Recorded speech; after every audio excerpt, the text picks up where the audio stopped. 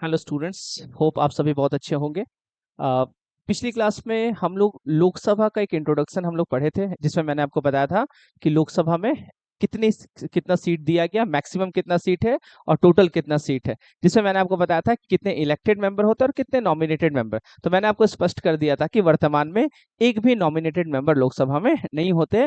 पहले दो Anglo Indian nominated होते थे, लेकिन 2019 में उसको क्या कर दिया गया, समाप्त कर दिया गया। तो वर्तमान में सिर्फ और सिर्फ इलेक्टेड मेंबर होते। तो ये हम लोग पिछली क्लास में, और उसका पूरा है ना, कहाँ से कितना सीट है वो हम लोग पढ़ चुके थे। तो जिन्होंने पिछला वीडियो नहीं देखा होगा एक बार देख लीजिएगा, फिर इसको देखिएगा और ज्यादा क्लियर होगा। तो चलिए हम लोग आगे आज का टॉपिक स्टार्ट करते हैं।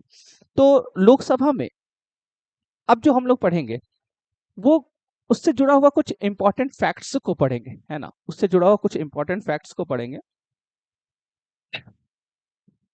एक तो हम लोग पढ़े थे कि राज्यसभा जो होता है उसके मेंबर का इलेक्शन कैसा होता है, तो उसके मेंबर का इलेक्शन होता है इनडायरेक्ट। कैसा होता है? इनडायरेक्ट होता है। तो लोकसभा के मेंबर का इलेक्शन कैसे होता है? तो याद रखिएगा, लोकसभा जो होता है इसके मेंबर का इलेक्शन होता है डायरेक्ट। तो डायरेक्ट इलेक्शन का प्रावधान लोकसभा में किया गया है ना। तो ये ध्यान रखना, ये जो हमारा टॉपिक है लोकसभा, किस आर्टिकल में आता है? Article number 81।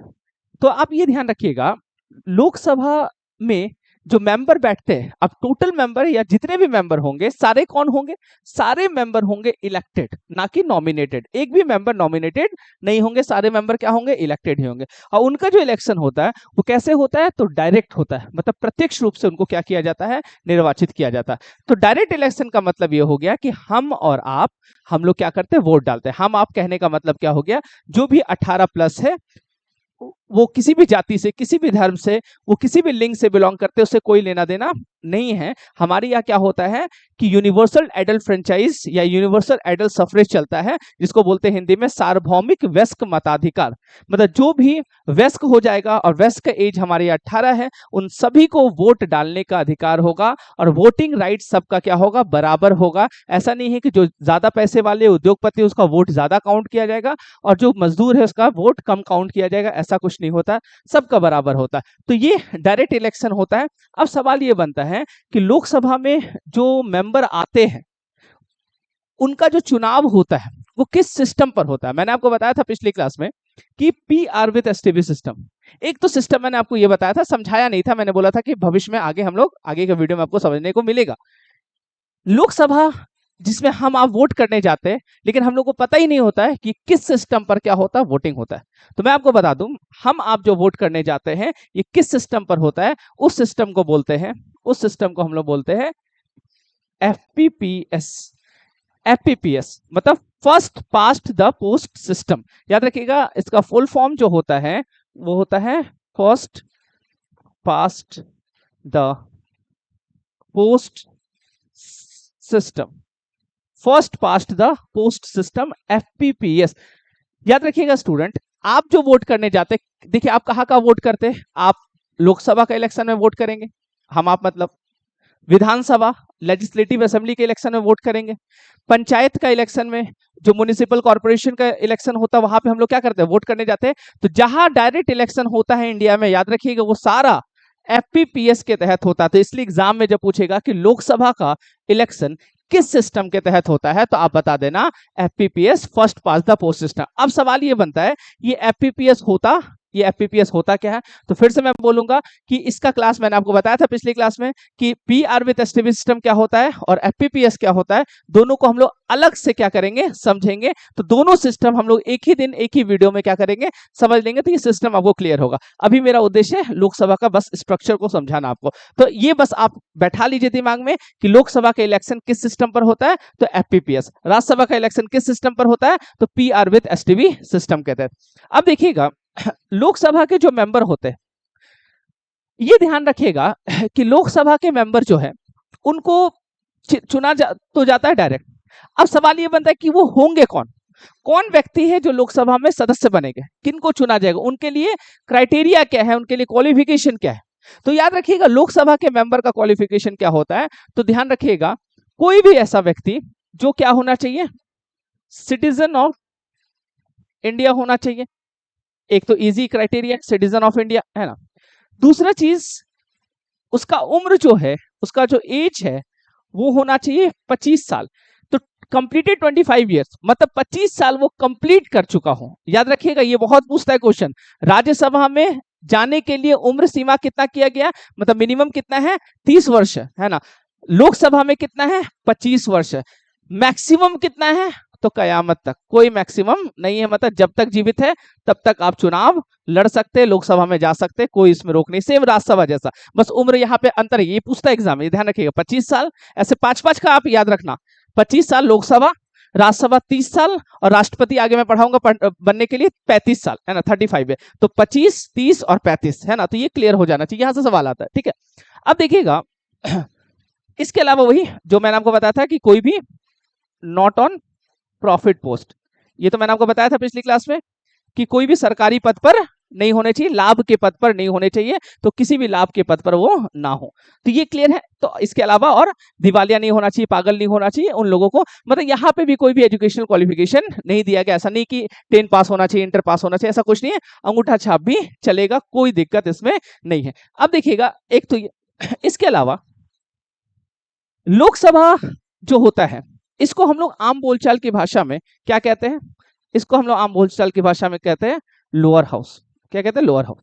अपर हाउस किसे कहते थे, अपर हाउस मैंने बताया आपको पिछली क्लास में राज्यसभा को, इसको क्या बोलते हैं लोअर हाउस है ना। जैसे मैंने बताया था आपको ब्रिटेन में हाउस ऑफ कॉमन जो होता है वैसे वहां लोअर हाउस है, वैसे हमारे यहाँ लोअर हाउस कौन है लोकसभा। लेकिन मैं फिर से बता रहा हूँ संविधान में ये मेंशन नहीं है ना, संविधान में लिखा हुआ कहीं नहीं कि लोअर हाउस या अपर हाउस, तो ये बस ध्यान रखना। अच्छा आप मुझे बताओ क्या लोकसभा परमानेंट हाउस होता है कि नहीं, बिल्कुल नहीं। इसका मतलब अगर लोकसभा परमानेंट हाउस नहीं होता है तो ये स्थायी सदन नहीं है, मतलब ये अस्थायी सदन है। इसका मतलब इसका विघटन होता होगा, मतलब ये डिसॉल्व होता होगा, ये भंग होता होगा। और भंग कैसे होता है वो मैंने पिछला वीडियो में बता दिया है। अगर जो पहली बार देख रहे तो वो पिछला वीडियो देखिएगा, मैंने वहां पे समझाया डिटेल में कि कोई भी हाउस कैसे भंग होता है। आपको पता है कि लोकसभा जो होता है ये हर 5-5 वर्ष में क्या होता है भंग होता है, डिसॉल्व होता है। तो इसका जो कार्यकाल हो जाएगा, इसका जो टेन्योर हो जाएगा वो हो जाएगा 5 ईयर। इसका टेन्योर कितना हो जाएगा 5 ईयर का। याद रखिएगा 5 वर्ष फिक्स नहीं है। जो पिछला वीडियो देखेंगे उनको समझ में आता होगा, अगर आप नहीं देखे फिर से मैं बोल रहा हूं देख लीजिएगा ताकि ये आपको क्लियर हो जाए। 5 वर्ष फिक्स नहीं है, बीच में भी क्या हो सकता है डिसॉल्व हो सकता है, 5 वर्ष पूर्व भी डिसॉल्व हो सकता है, और हुआ भी हमारे यहाँ 1999 का एग्जांपल लीजिए, वहां पे भी हुआ है बहुत बार है ना। तो बीच में भी डिसॉल्व हो सकता है, लेकिन अगर ठीक ठाक चले, सब अच्छा से चल रहा है, जो सरकार का बहुमत है वो बहुमत है ना बरकरार रखे तो 5 वर्ष तक चलेगा। तो मैक्सिमम कितना हो जाता है 5 वर्ष। हाँ एक प्रावधान ये भी है कि इमरजेंसी में आर्टिकल 352 है ना, जब हम लोग पढ़ेंगे नेशनल इमरजेंसी, जब नेशनल इमरजेंसी अगर लगता है तो उस कंडीशन में आप एक बार में लोकसभा और विधानसभा का कार्यकाल 1 वर्ष के लिए बढ़ा सकते हैं। तो हो सकता है ये 5 वर्ष से कितना हो जाए 6 वर्ष हो जाए। और कभी ऐसे क्वेश्चन आता है एग्जाम में तो आप उसको है ना टिक कर दीजिएगा कि वो सही होगा। अगर एग्जाम में ये आता है क्या इमरजेंसी के कंडीशन में लोकसभा का कार्यकाल 5 वर्ष से बढ़ाकर 6 वर्ष किया जा सकता है, तो बिल्कुल किया जा सकता है, एक बार में 1 वर्ष बढ़ाया जा सकता है। तो उस कंडीशन में इसका कार्यकाल कितना हो जाएगा 6 वर्ष का हो जाएगा। ऐसे नहीं, ऐसे कितना होता है 5 वर्ष का होता है। तो ये ध्यान रखना, ये अस्थायी सदन होता है, स्थायी सदन नहीं होता है। 5-5 वर्ष में क्या होता है डिसॉल्व होता है। सरकार किसका बनेगा ये डिसाइड कौन करता है, तो ये भी डिसाइड करता है लोकसभा। लोकसभा ये भी मैंने आपको बताया कि लोकसभा ही डिसाइड करता है सरकार किसका बनेगा। अच्छा अब सवाल ये बनता है कि सभा को संभालने के लिए, उसको व्यवस्थित रखने के लिए एक अध्यक्ष तो होगा, बिल्कुल होता है। और इस अध्यक्ष को हम लोग बोलते हैं लोकसभा स्पीकर, या हिंदी में बोलते हैं लोकसभा अध्यक्ष है ना। आप ध्यान रखना राज्यसभा के जो हेड होते हैं उसको बोला जाता है राज्यसभा के सभापति, तो सभापति वर्ड यूज किया जाता है उनके लिए।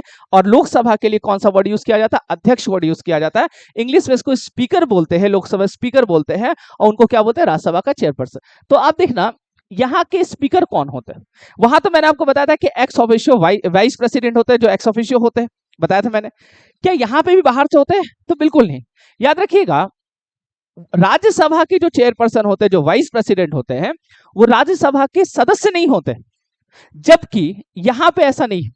यहां पे क्या है कि लोकसभा के जो भी हेड होंगे वो लोकसभा के ही सदस्य होंगे, बाहर से नहीं हो सकते।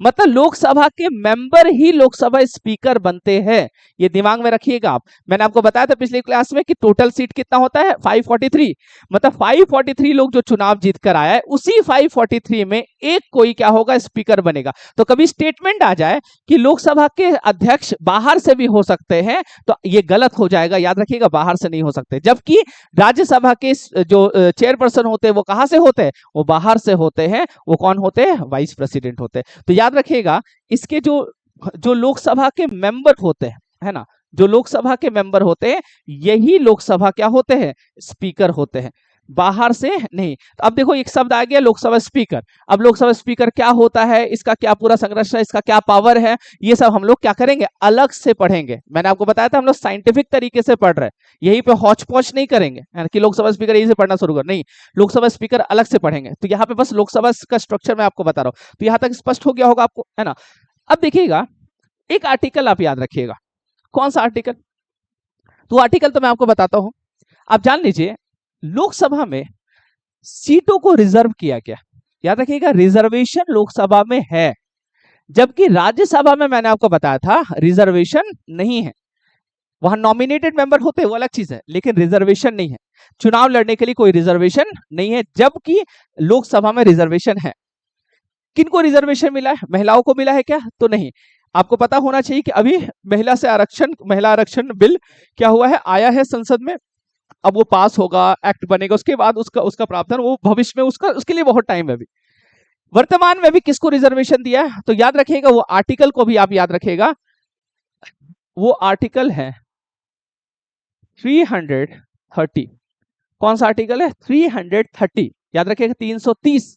और आर्टिकल 330 जो है इसमें शेड्यूल कास्ट और शेड्यूल ट्राइब, एससी और एसटी, एससी को हिंदी में बोलते हैं अनुसूचित जाति और एसटी को बोलते हैं अनुसूचित जनजाति।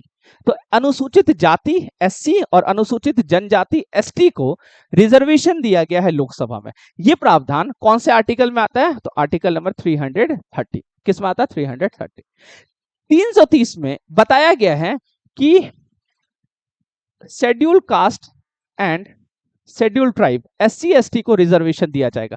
अब सवाल यह बनता है कि कितना रिजर्वेशन दिया जाएगा, है ना, कितना रिजर्वेशन दिया जाएगा एससी एसटी को। तो आप ये संख्या याद रखिएगा, एससी के लिए 84 सीट रिजर्व किया गया है और एसटी के लिए 47 सीट रिजर्व किया गया है। ये फैक्ट आप याद रखिएगा, है ना। एससी के लिए कितना, एससी के लिए याद रखिएगा 84 सीट और एसटी के लिए 47। रिजर्वेशन का मतलब तो आप लोग समझते होंगे कि जहां पे एससी के लिए रिजर्व होगा उस जगह पर कोई भी दल, भाजपा कांग्रेस कोई भी दल अगर अपने कैंडिडेट को उतारता होगा तो वो कौन होगा, वो एससी ही होगा। जहां पे एसटी के लिए रिजर्वेशन है वहां पे कोई भी दल अपना कैंडिडेट को उतारेगा वो क्या होगा, एसटी ही होगा। इसलिए वहां पे जो भी चुन के आएंगे वो कौन होंगे, एससी या एसटी ही होंगे। तो ये ध्यान रखिएगा। तो 543 में इतना सीट क्या है, रिजर्व है। और ओबीसी को, महिलाओं को और किसी को वर्तमान में कोई आरक्षण नहीं है, है ना। भविष्य में होगा महिलाओं को तो फिर उस पर हम लोग बात करेंगे। यहां तक क्लियर हो गया। तो ये हो गया एक बेसिक फैक्ट जो लोकसभा से जुड़ा हुआ। अब हम लोग देखेंगे कि लोकसभा और राज्यसभा में कोई जो बिल आता है, प्रपोजल आता है, वो कैसे पास होता है, उसका प्रोसेस क्या होता है। ये बड़ा इंटरेस्टिंग होगा समझना, क्योंकि अलग अलग बिल का अलग अलग क्या होता है, प्रोसेस भी होता है और टाइप्स ऑफ बिल भी अलग अलग होता है। तो टाइप्स ऑफ बिल और प्रोसेस सारा चीज हम लोग समझेंगे नेक्स्ट क्लास में। आज के लिए इतना ही, धन्यवाद।